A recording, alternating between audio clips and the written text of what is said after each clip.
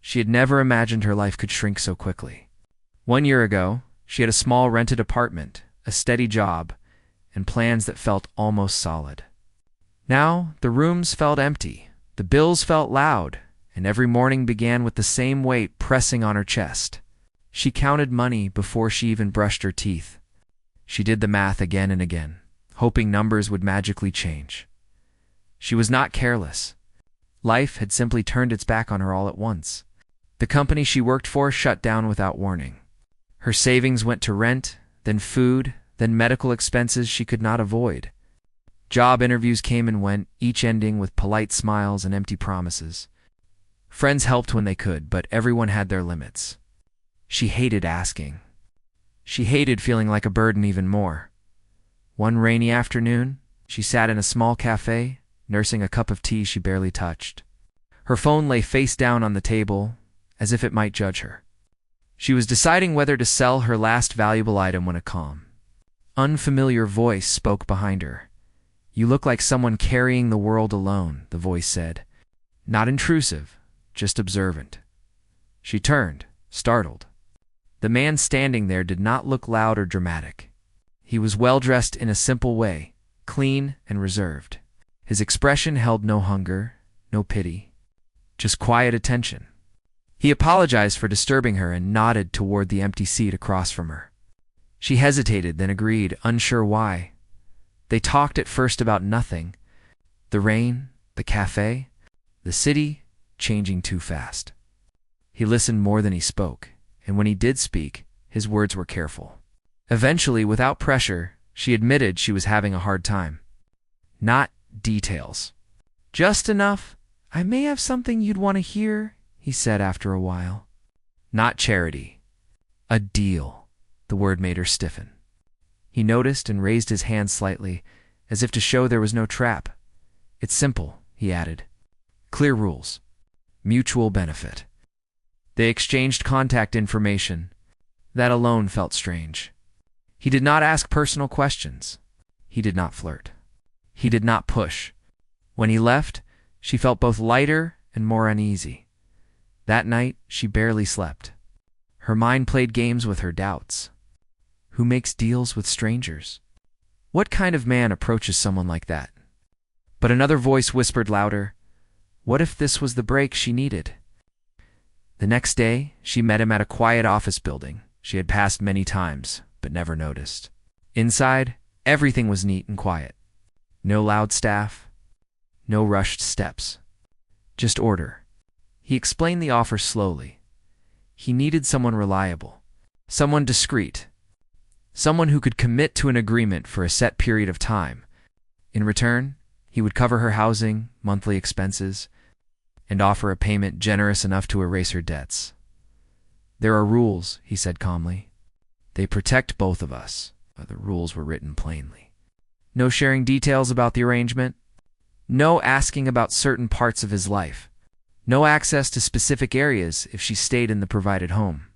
And above all, complete trust. No touching. No games. No emotional expectations. She read the pages again and again. It felt strangely professional, almost cold. She had expected something darker, something obvious.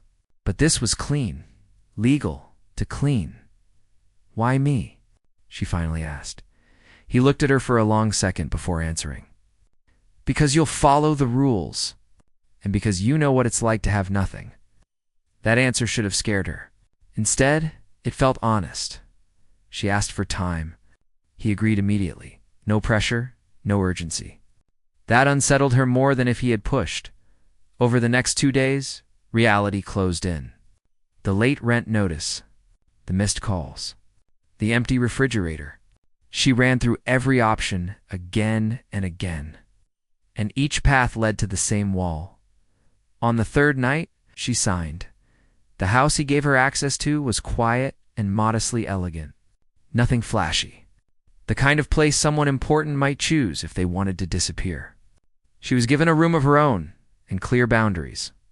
Certain doors remained locked. Certain times were off limits. He checked on her once that evening, asked if she was comfortable, if she needed anything, Then he left, footsteps fading down the hallway. Alone in the room, she sat on the edge of the bed, staring at her hands. Relief washed over her first. Relief so strong it made her eyes burn. The money was real. The safety was real. For the first time in months, she could breathe. But beneath the relief lived something else. A quiet question she could not silence. Why did a man with resources, control, and power need a deal so secret? Why did he live like someone hiding, not someone winning? That night, the house made small sounds. Pipes shifting. A door somewhere closing softly. She told herself she was imagining things. New places always felt strange. New lives took time. She reminded herself of the agreement. Simple deal. Simple rules. She could follow rules. She always had as she lay down.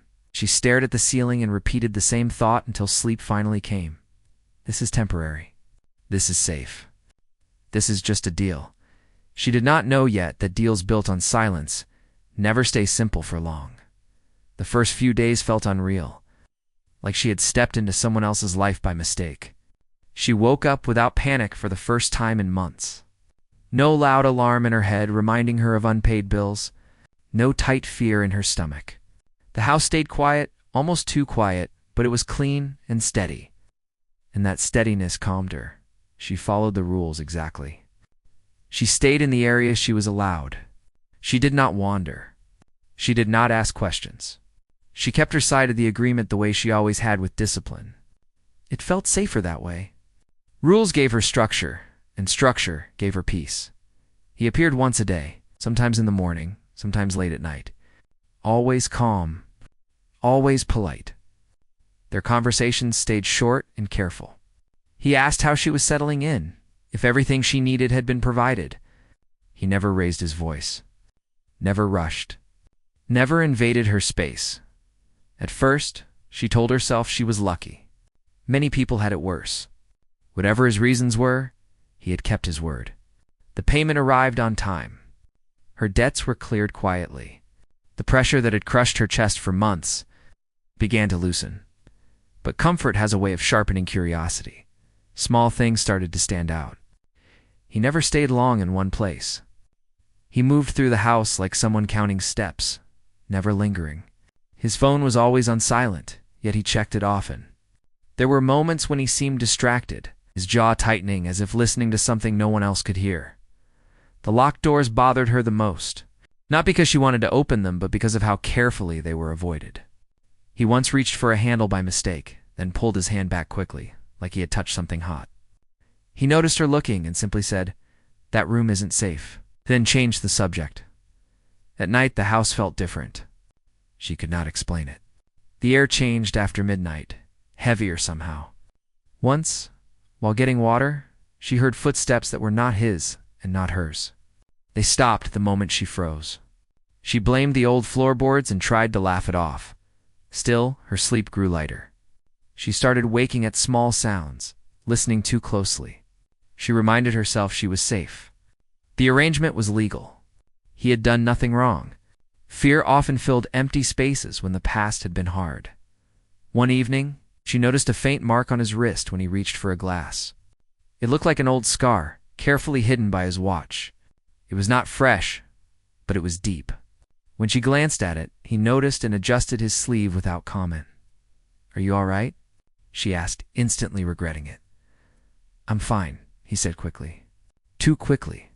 Then, softer, "Some things leave marks longer than they should." That was the first emotional sentence she had heard from him. Later that week, delivery arrived that was not addressed to her. Thick envelopes. No return address. He took them from the doorstep himself and carried them inside, face tight, shoulders tense. Within minutes, he was gone again, leaving the house silent behind him. She did not open anything. She did not touch what she wasn't supposed to. But the image stayed with her.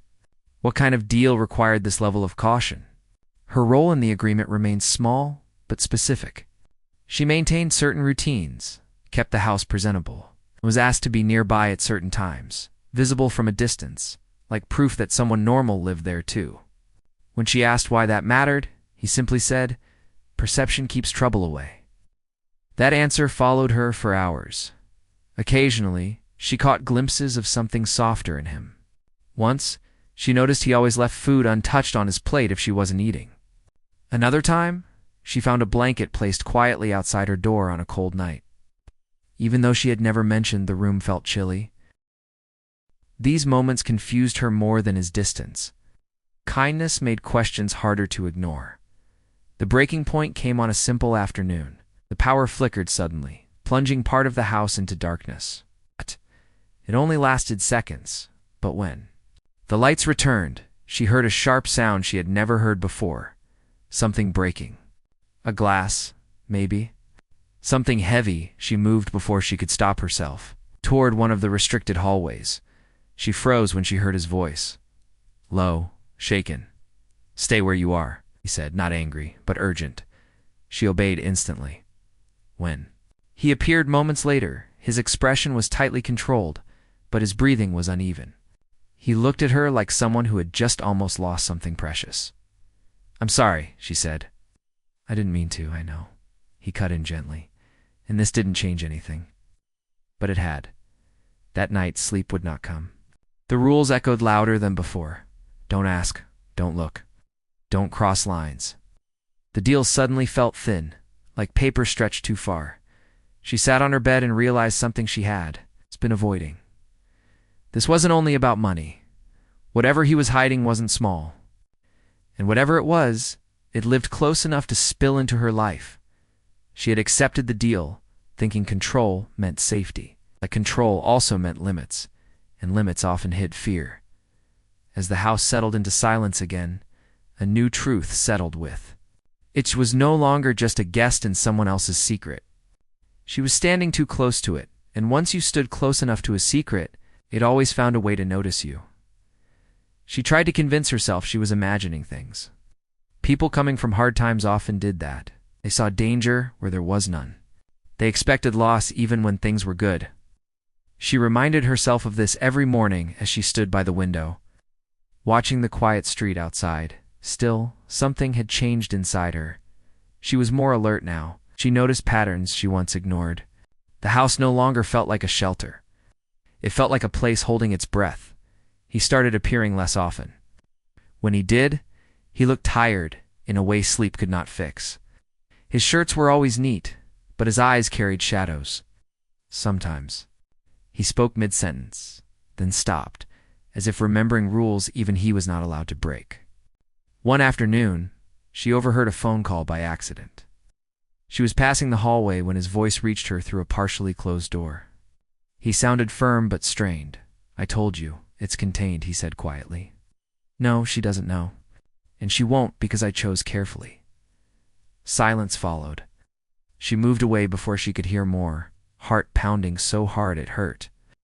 The word contained echoed in her head like a warning. That night, curiosity crept in alongside fear. She did not want answers before. Now her mind demanded them, not out of greed but survival. People didn't hide without reason. People didn't build walls that thick unless something inside could cause real harm. The next morning, something unexpected happened. A woman arrived. She introduced herself politely at the door, holding a folder close to her chest. Her smile was practiced, but tight. She said she was handling some paperwork related to the house. Her eyes scanned the hallway as if measuring it. "You live here?" the woman asked. "For now," she replied carefully. The woman paused, then nodded slowly. "I see." That look lingered long after the woman left. It was not judgment. It was concern. Later that day, she found a note slipped under her door. No name, just a few penciled words. "Be careful what you agree to without knowing the full cost."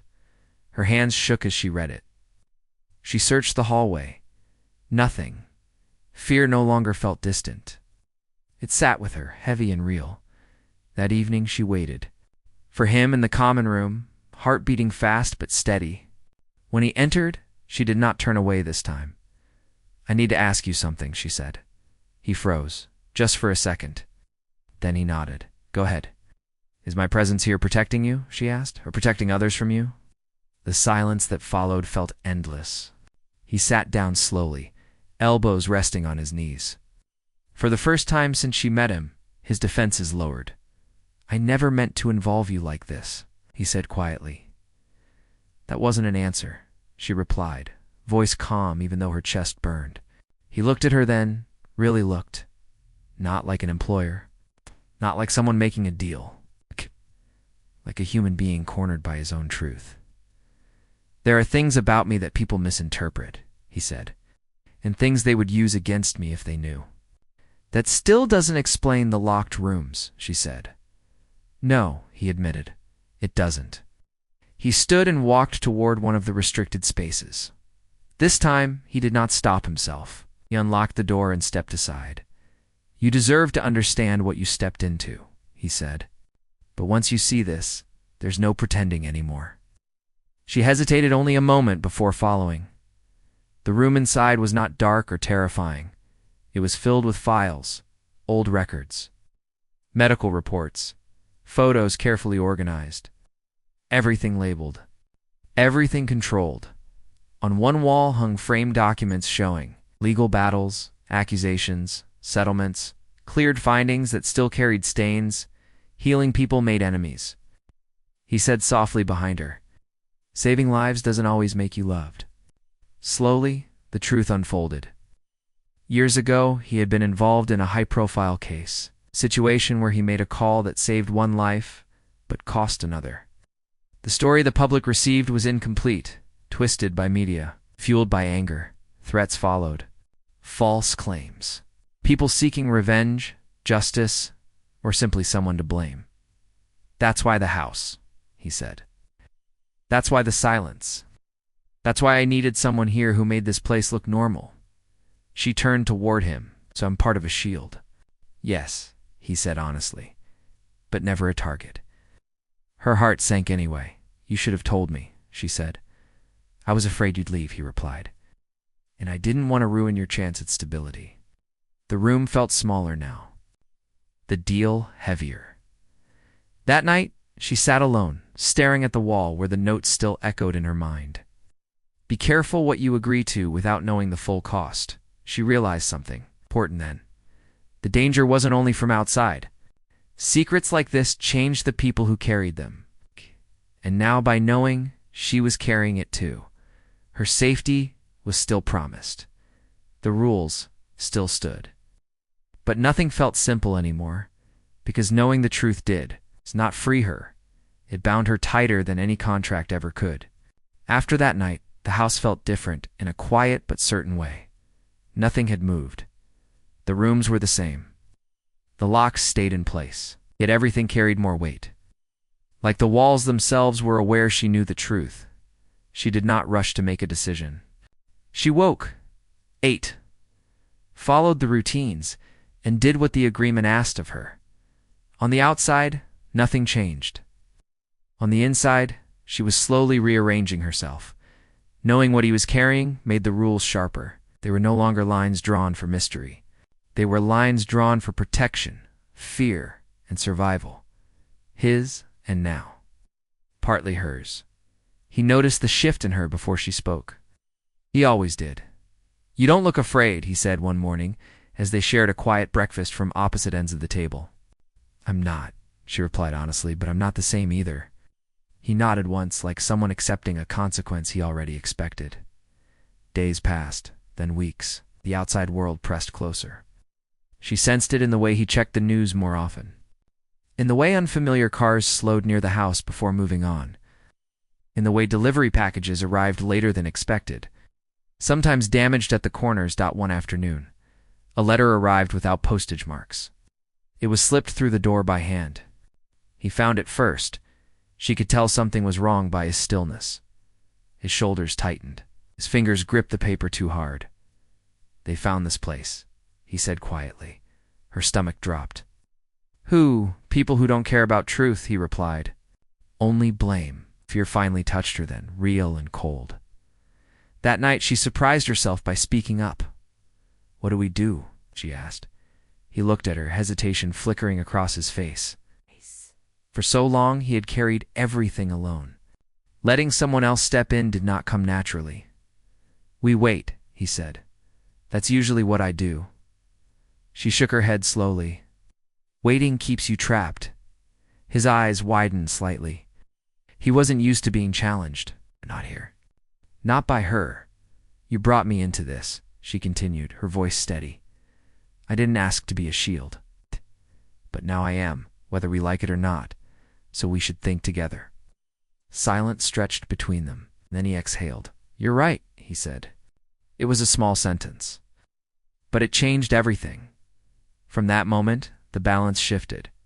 He began telling her more, not everything, but enough. Enough to let her understand patterns, risks, weak spots. She listened, took mental notes, and asked questions that surprised even her. Trust grew cautiously. Like rebuilding after a storm, she suggested simple changes.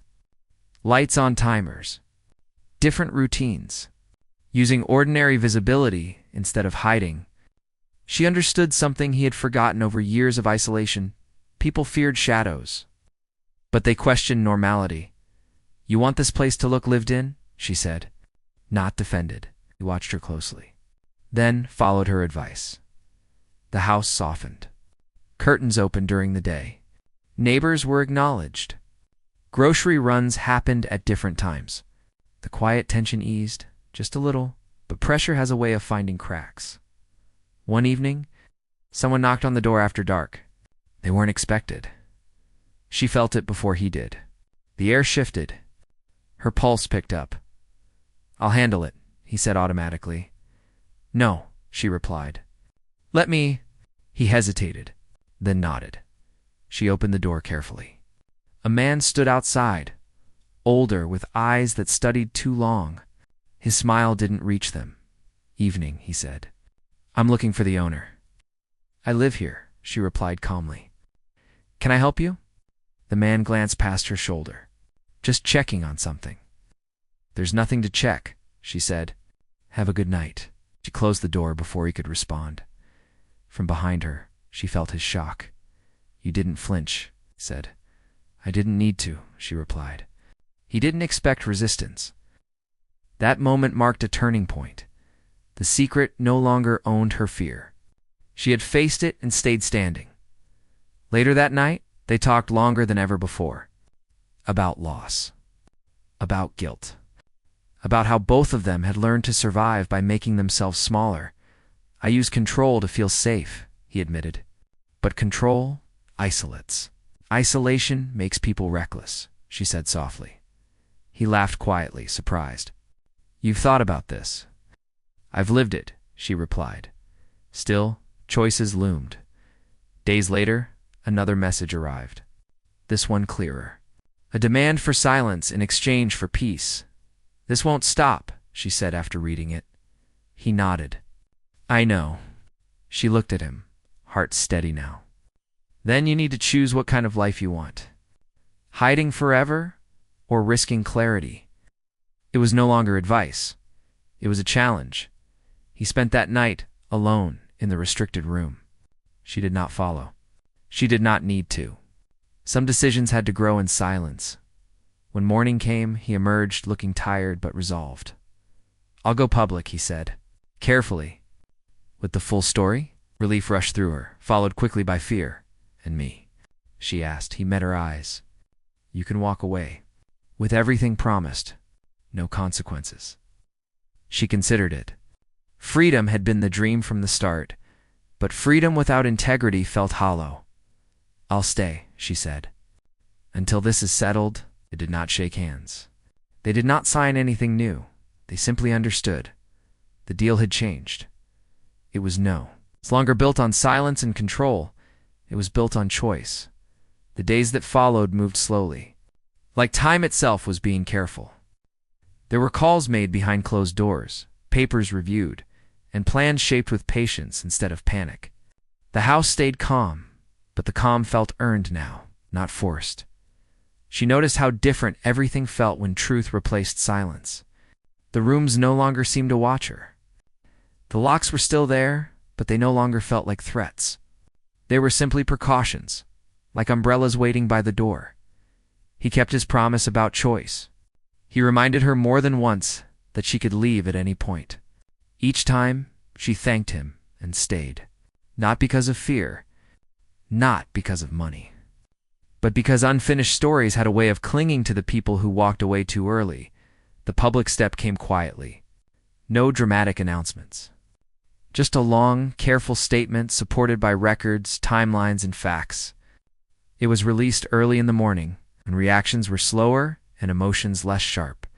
She watched the screen as headlines shifted throughout the day. Some were fair. Some were cruel. Some clearly written without reading more than the first line. She had expected that. What if they don't believe you? She asked softly that night. He considered the question. Then I'll still know I told the truth. That answer surprised her more than anything else. The pressure outside rose before it began to fade. There were opinions everywhere, but fewer threats. Anger lost its direction when facts refused to bend. Lies needed silence to survive. Truth didn't. A week later, the letter that had haunted them both felt smaller. Just paper. Ink. A final attempt that never arrived. She slept deeply for the first time since moving in. With the danger easing, conversations turned inward. About life after the deal. About who they were without roles attached. What will you do? He asked one evening as they shared tea by the window. She thought about it honestly. Something quiet. Something honest. I don't want to trade one cage for another. He smiled at that. Not the polite smile she first knew, but something lighter. I think I understand that now. The agreement ended without ceremony. No signatures. No final numbers discussed out loud. Everything promised was delivered exactly as written. She packed slowly, not because she had much, but because closure deserved time. On her last morning there, she walked through the house one final time. She touched the door frames, the windows, the kitchen table where fear had once sat beside her. The place had changed her. Or maybe it had shown her who she already was, at the door. He stopped her. I never said thank you, he said. You did, she replied gently. You just didn't use words. They stood there a moment longer than necessary. Not awkward. Not emotional. Just human. Then she stepped outside lighter than when she arrived. Weeks passed. She moved into a small place of her own. Nothing special. But it was hers, earned without desperation. She found work that felt steady, not glamorous. Stability tasted better than luxury ever had. Sometimes she read updates online. The story faded, as most stories did. New distractions replaced old outrage. Life moved on. One afternoon, a message appeared on her phone. Simple. Short. Hope you're doing well. You helped more than you know. She stared at it a moment before replying, so did you. Take care. She set the phone down and looked around her quiet room. Sunlight spilled through the window. Outside, the city moved without knowing anything about deals or secrets or hidden rooms. She smiled softly. What she gained wasn't rescue. It wasn't romance. It wasn't even security. It was clarity. She learned that power didn't come from controlling silence. It came from choosing truth when hiding felt easier.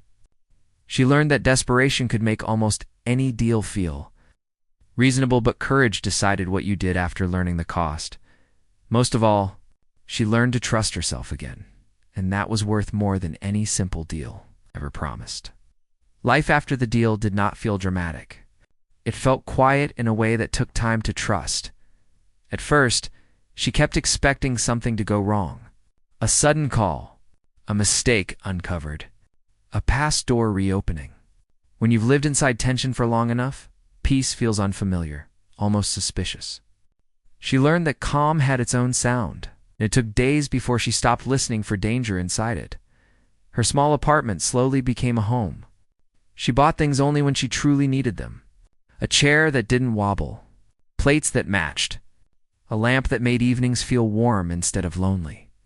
These choices felt powerful in their simplicity. She took walks after work, not to escape, but because she could. She noticed people again. Ordinary people with ordinary problems, complaining about traffic, laughing too loud, rushing nowhere important. Once, she had wanted extraordinary rescue. Now, She preferred ordinary freedom. Still, the past had not disappeared. It followed quietly, not as fear, but as memory. One afternoon, while organizing old papers, she found the original copy of the agreement. She almost threw it away. Instead, she sat on the floor and reread it slowly. So much of her old desperation lived in those pages. She could feel it now, like an echo from another life. She folded the papers carefully and placed them in a box. Not as something to keep forever, but as proof of how far she had come. That evening, she dreamed of the house again. Not the locks. Not the secrets. Just the quiet kitchen in the early morning light. When she woke, she felt no longing, only understanding. Weeks later, she received an invitation. Not formal, just a place and a time. She hesitated before responding. Seeing him again felt unnecessary. Yet something in her said growth did not mean pretending chapters hadn't existed. She agreed. They met in a public space. Bright and ordinary. No tension. No watchers. He looked different. Lighter. Less guarded. Like someone no longer walking ahead of his own shadow. "I wanted to thank you properly," he said. "You already did," she replied. "I know," he said. Still. They talked about small things. Whether work, nothing heavy. Nothing hidden. At one point he asked, "Do you regret it?" She thought carefully. "No," she said, "but I wouldn't do it again." He smiled knowingly. "That's fair." They parted easily. No unfinished emotions pulling at them. No imagined futures. After that meeting, something settled fully inside her. She realized that the deal had not defined her. Her choices after learning the truth had. Months passed. She applied for a position she once would have talked herself out of. When she was asked what qualified her, she spoke honestly. About resilience. About responsibility. About learning when to stay and when to leave. She got the job. On her first day, as she sat at her desk, she caught her reflection in the dark screen of her monitor. She looked older not in years, but in depth. Stronger in a quiet way. During lunch, a coworker joked about making easy money if the right opportunity came along. She smiled politely, said nothing. Some deals looked simple only because you didn't yet understand the cost. That night, back home, she opened the window and let fresh air fill the room. The city lights blinked like stars unsure of their place. She felt proud. Not of surviving something dramatic, but of choosing herself when it mattered. The story continued not as headlines or secrets, but as steady mornings. Honest work and the freedom to say no. And that, she knew now, was the real reward. Time did not erase what she had lived through, but it softened its edges. The memories no longer arrived with sharp fear. They came quietly now, like old photographs pulled from a drawer on an ordinary day. Her life settled into a rhythm she trusted. Wake up early. Work she respected. Evenings that belonged to her. Some nights were lonely, but they were honest. Loneliness felt different when it wasn't wrapped in panic. She began volunteering on weekends at a small community center.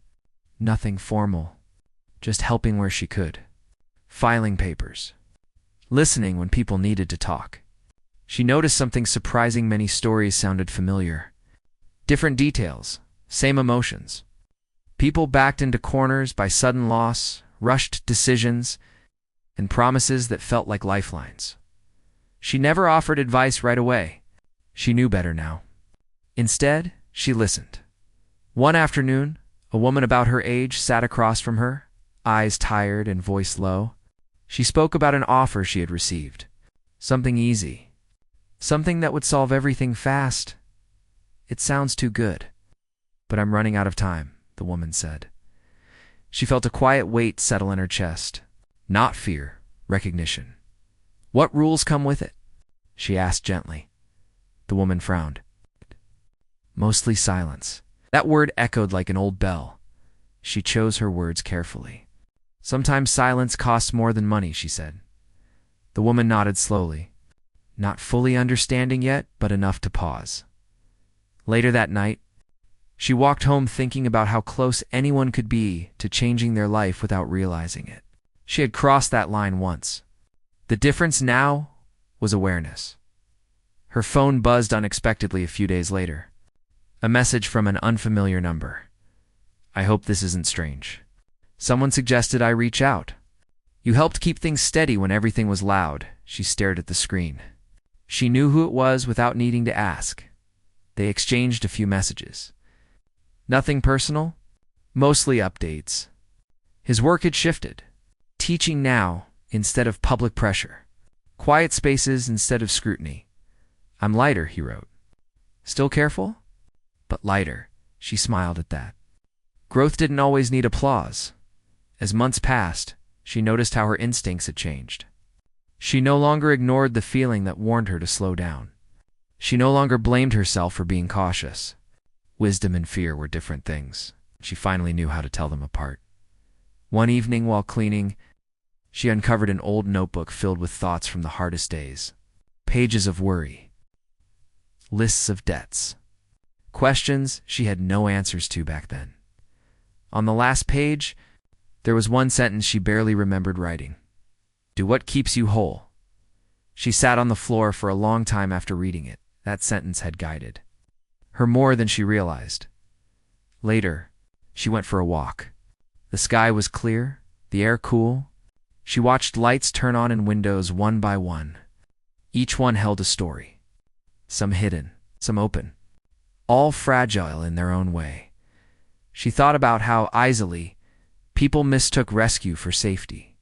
How often strength looked like control when real strength came from choice. Her own choices had not been perfect, but they had been honest. That night, she slept peacefully. In the morning, she woke with a sense of quiet purpose. Not a goal tied to money or proof, just the desire to keep living with clarity.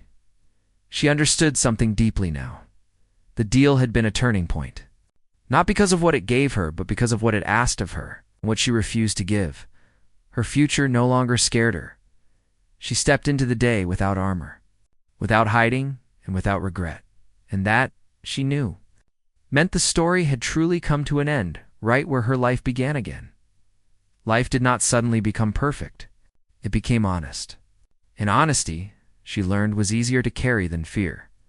The seasons changed quietly. Warm days gave way to cooler mornings. She started keeping a small plant by her window and measured time by how it grew.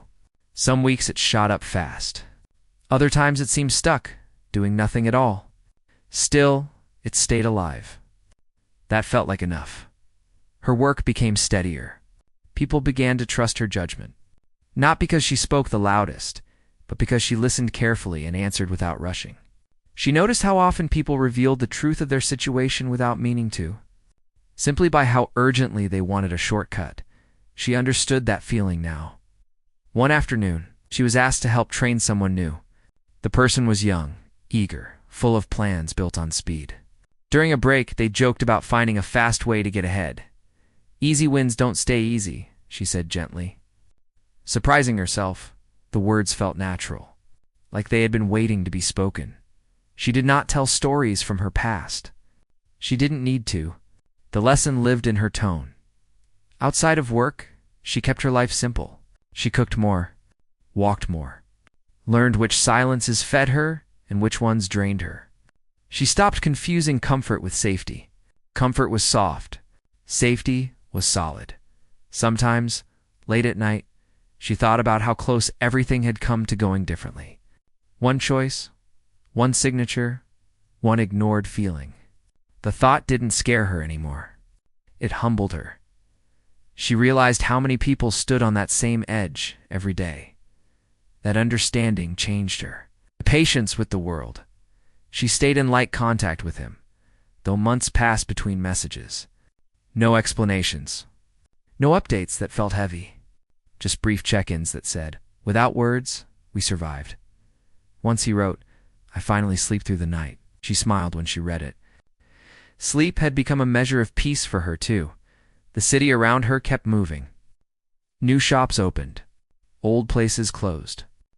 People stumbled forward, doing the best they could with the information they had.